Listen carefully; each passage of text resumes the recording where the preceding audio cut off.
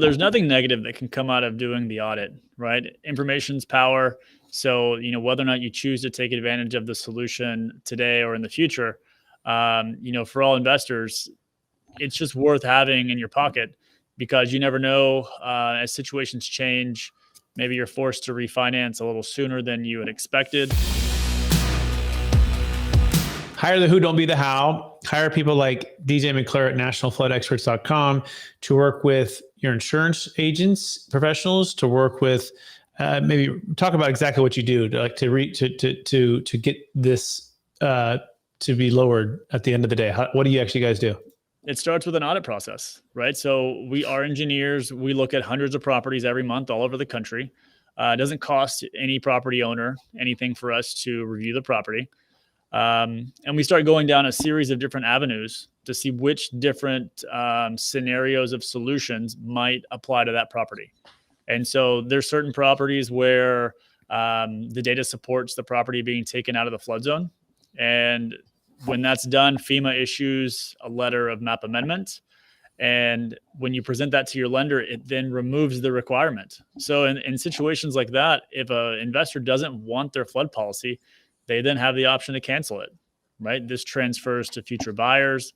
This can be a pretty dramatic, immediate price savings. And then in other situations, we may qualify that an insurance consulting solution that ultimately lowers their premium is possible. And you work with their broker to get all the information to the carrier to get approved. So this way they can have their policy updated and then start realizing those savings, immediately. Okay. So sounds like no cost analysis audit on your property and your policy and the flood zones and such, and then looking at options to support to take the property out of the flood zone. It sounds like that's a fair summary. Yes. Exactly. Okay. The next question would be, what if I'm not in a flood zone, but I still have high property tax? DJ, can you help us? Property tax isn't necessarily our expertise, but I'm sorry, not property tax. I meant insurance costs, right? Yeah. So yeah, if I'm not in a flood zone, are you guys helping, or is it just simply flood zone stuff?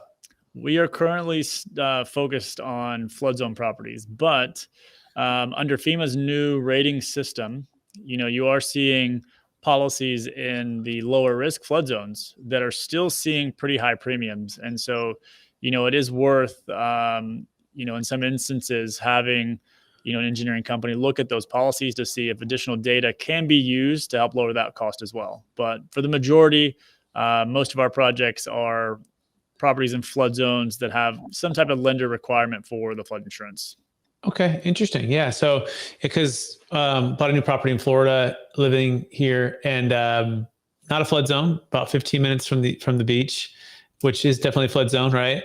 So, and you're in Tampa, right? So you're very familiar with all of those challenges. So, would you say if someone's living in like a Florida or a Texas that maybe have higher insurance costs, that it's just a good practice to get with nationalfloodexperts.com and schedule a time to just do a no-cost analysis? Or what do you think, DJ? Well, there's nothing negative that can come out of doing the audit, right? Information's power. So, whether or not you choose to take advantage of the solution today or in the future, for all investors, it's just worth having in your pocket because you never know as situations change. Maybe you're forced to refinance a little sooner than you had expected. And with refinances come different types of loan programs, and that can change your insurance requirements, insurance limits that you have to have, flood included. That can be a huge cost. But then also, you may get an offer to sell the property, and not having it in a flood zone can have tremendous property value increases, can attract different types of buyers. And so there's lots of ancillary benefits that can come from this analysis that we do to potentially add value to the property. Perfect. Let's get practical here, right? So let's imagine I have 100 units in Florida. It's an apartment complex that isn't in a flood zone, but with working with you guys, it can be removed from the status of being in the flood zone, right? Walk us through just practically what some of those numbers might, on average, look like. Sure. All right. So 100 units, we're probably talking about 8 buildings. So let's say an 8-building garden style property. In a standard situation, you're probably looking at somewhere between 2 and 4,000 a building. So for easy math, let's say 3,000 a building. So we're at 24,000.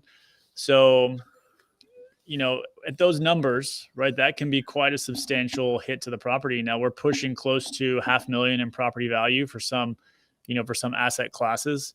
And so if you didn't want the flood insurance at closing, well, then you may be willing to say, okay, I'm willing to go without that insurance if the MAP amendment's possible.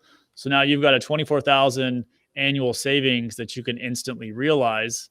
But then not to mention, if there's ways to reduce that premium, well, you could obviously take advantage of that too. At that price point, it's important to know, okay, just because I'm paying $3,000 a building today, well, what's the full risk premium for that going to be? And this is the conversation we're really having with investors now, differently than before. In the past, you didn't know what the ceiling price was with FEMA. It just kept increasing every year. So now someone might be paying $24,000 today, but with the full risk premium, they might be going to $50,000. And so investors are looking at the situation differently, saying, okay, well, if that's the case, I'm willing to hedge my bets that, I'm okay without it. And this is where it's important to talk to your broker, understand what the history of the area is, and really know what that particular opinion, how that fits into your investment strategy with your other partners, and then make an educated decision with the solutions that are possible.